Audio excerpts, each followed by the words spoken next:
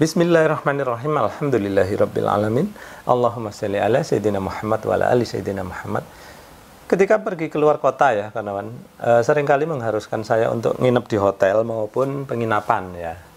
Nah, kadang-kadang nih saya sempatkan ya, kalau bisa itu saya pengen lihat bagaimana sih instalasi air di hotel tersebut. Karena apa? Instalasi air ini ya, kawan, sangat penting ya untuk sebuah hotel atau penginapan. Karena apa? Kalau sampai airnya itu macet ataupun terganggu ya, tentu tamu ya atau pengunjung itu bakal komplain ya. Nah, komplainnya pengunjung ini sangat bahaya ya kawan, karena zaman sekarang itu kan banyak sosial media ya, mereka bisa aja nulis WA ataupun Instagram atau TikTok gitu ya, hotel sini nggak bagus itu, bakal nyebar kemana-mana. Sehingga sangat penting untuk menyediakan instalasi air yang mumpuni ya kawan. Nah, kebetulan di tempat saya menginap ya, ketika saya pergi ke gitu ya, itu saya nginap di sebuah hotel yang airnya cukup lancar ya, cukup kencang. Ini saya perlihatkan ya bagaimana air di shower di kamar mandi ya.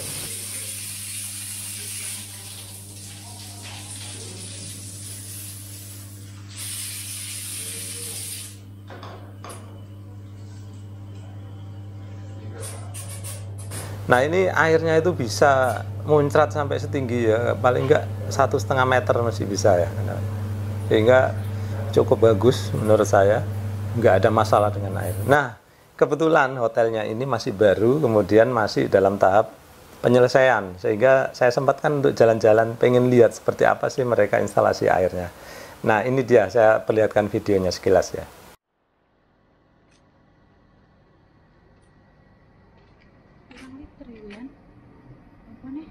3.000 liter kayaknya. Kan dua anak mana?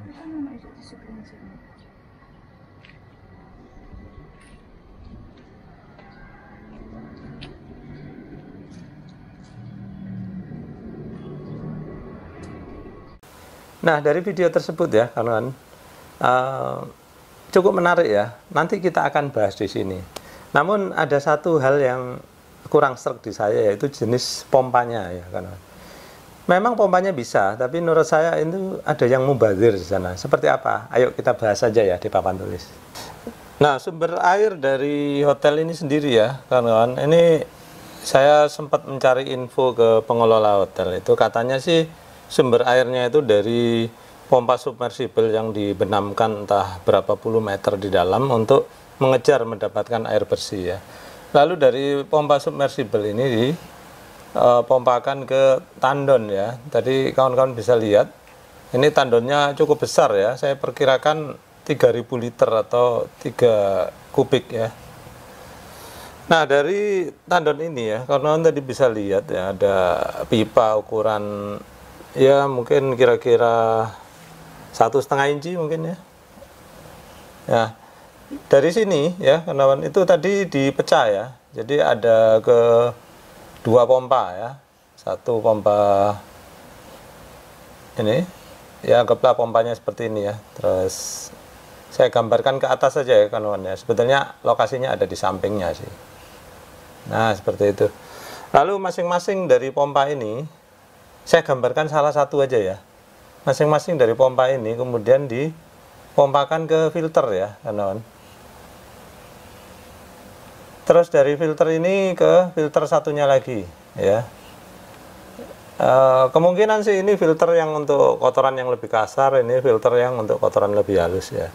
Kemudian dari filter ini barulah dipompakan naik ya ke tandon di atas ya kawan.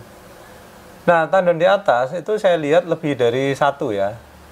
Saya kurang yakin berapa kapasitas totalnya, namun paling tidak itu saya lihat ada dua. Kalau sama-sama 3 kubik, maka total di atas itu ada mungkin 6 kubik ya, kalau ada dua ya kawan. Anggaplah di sini ada 3 kubik, lalu ada dua. Tapi kita gambar satu aja lah ya, untuk menyederhanakan pembicaraan. Baik, dari sini saya perhatikan ya, ada pipa yang sangat besar ya kawan.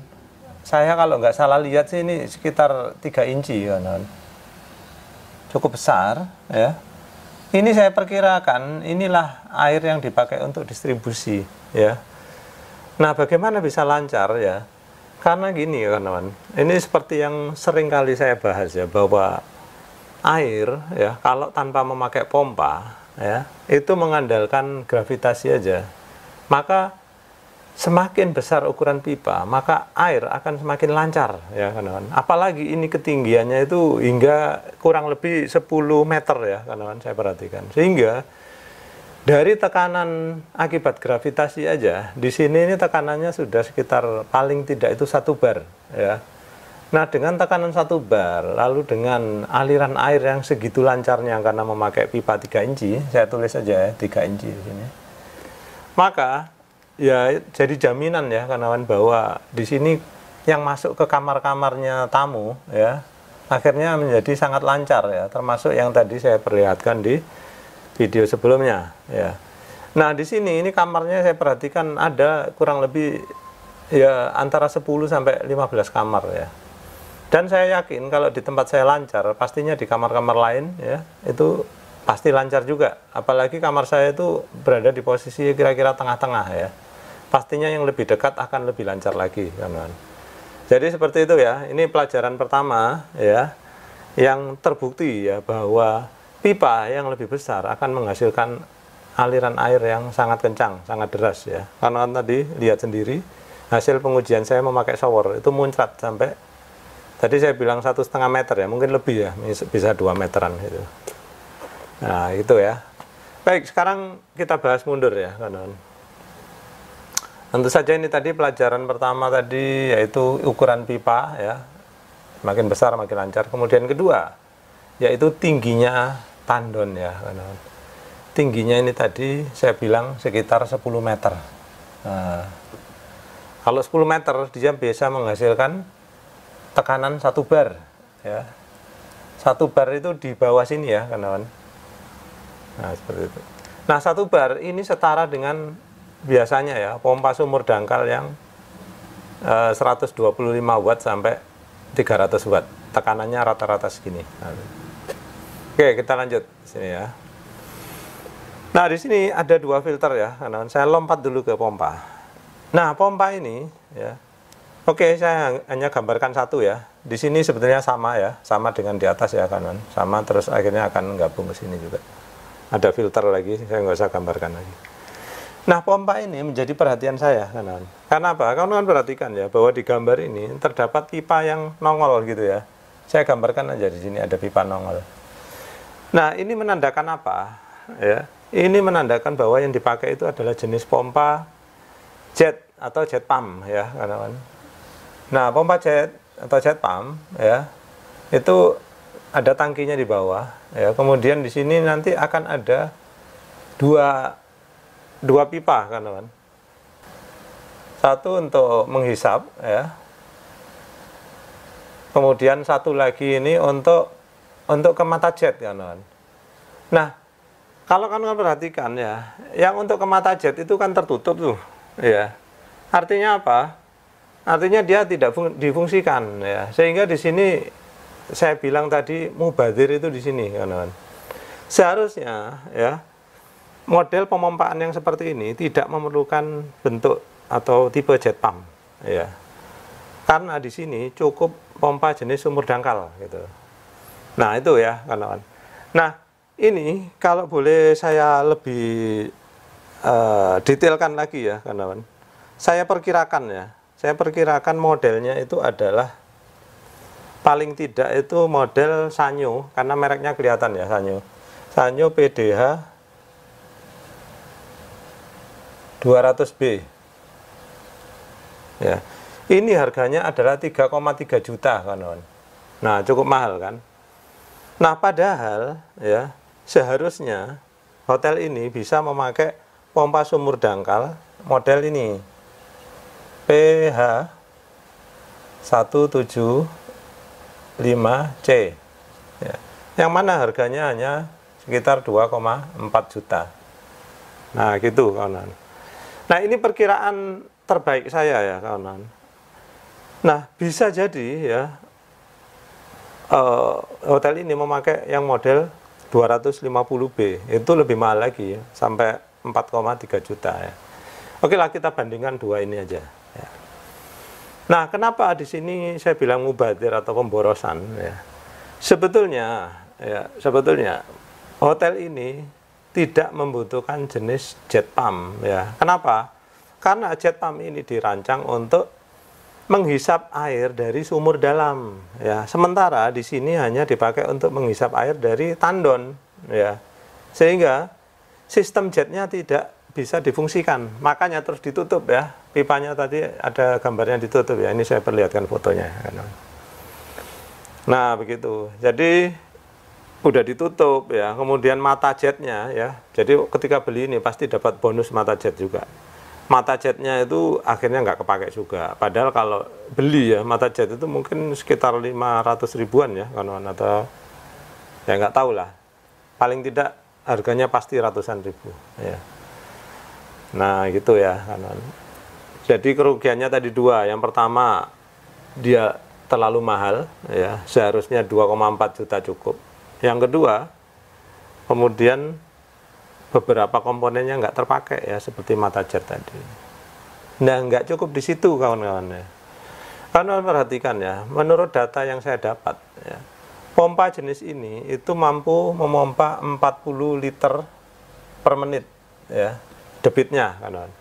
Sedangkan yang ini hanya 25 liter per menit. Nah, bandingkan ya, hampir 2 kalinya.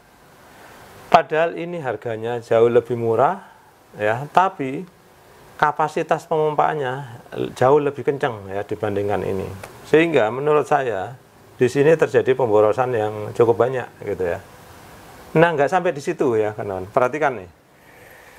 Tadi harga udah terlalu mahal ya, harusnya cukup harga segini udah dapat. Kemudian yang kedua, tadi ada komponen yang nggak dipakai ya, sehingga harga segini tadi ada yang terbuang percuma gitu.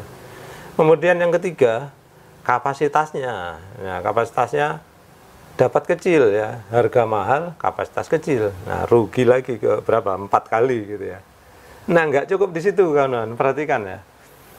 Kalau di sini kapasitasnya 40 liter per menit, tentu saja proses pengisian tandon ini akan lebih cepat ya, jauh lebih cepat dibandingkan yang model jet pump ini kalau kita pakai yang ini ya. Jadi anjuran saya pakai ini harusnya PH 175C kalau model Sanyo ya. Nah, akibat ini pemompaannya kencang, maka tentu saja dibutuhkan waktu yang lebih singkat ya, karena kapasitasnya cukup besar. Sedangkan ini mompanya harus lebih lama. Sehingga dari sisi pemakaian listrik ya, tentu yang ini jauh lebih hemat. Itu ya, kawan. Jadi udah berapa tadi? Mungkin 5 atau 6 ya. Mubazir yang pakai ini tadi gitu ya, kawan. Ya namun ya apa boleh baut, ya apa boleh buat, sudah terlanjur. Ya itu pelajaran aja untuk kita yang menonton di video ini agar kedepannya tidak asal-asalan kalau beli pompa ya kawan. Belum tentu yang mahal itu sesuai dengan kita, ya itu intinya. Nah, kalau mau beli pompa itu sesuaikan dengan kebutuhan sehingga kita tidak buang-buang uang. Yang kedua, tidak boros listrik nantinya ya. Terus hasilnya juga jauh lebih cepat itu ya. Jadi untungnya double-double kalau kita sampai bisa memilih pompa yang tepat jenisnya gitu kawan-kawan.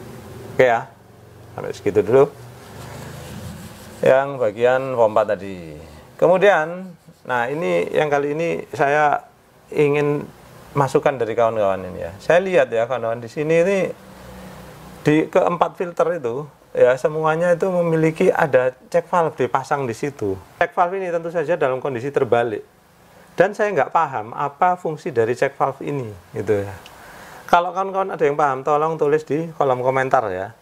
Terus terang saya penasaran, saya nggak nemu logikanya kenapa ada check valve di situ. Kalau di sini dipasang pressure relief valve atau pressure safety valve, saya masih paham ya kawan-kawan. Kenapa? Kalau di sini isinya safety valve atau relief valve gitu ya, di mana fungsinya adalah melepaskan tekanan yang berlebihan. Ya, itu saya paham ya, karena itu untuk melindungi agar tangki filter tidak pecah gitu ya, sehingga di sini akan buka duluan, nyembur duluan ya. Tapi itu kalau dipakai safety valve. Tapi kalau pakai check valve, saya nggak masuk di akal saya, kawan. Tolong kalau kawan-kawan ada yang tahu fungsinya apa, tolong tuliskan di kolom komentar ya. Saya akan sangat berterima kasih. Baik, itu tadi ya kawan-kawan, pelajaran yang mudah-mudahan saya dan kawan-kawan di rumah bisa ambil ya, sehingga kita ke depannya ketika merancang perpipaan bisa lebih efisien ya. Jadi nggak mubazir seperti yang tadi saya jelaskan di sini. Ya, ini bisa saja penilaian saya salah ya kawan-kawan.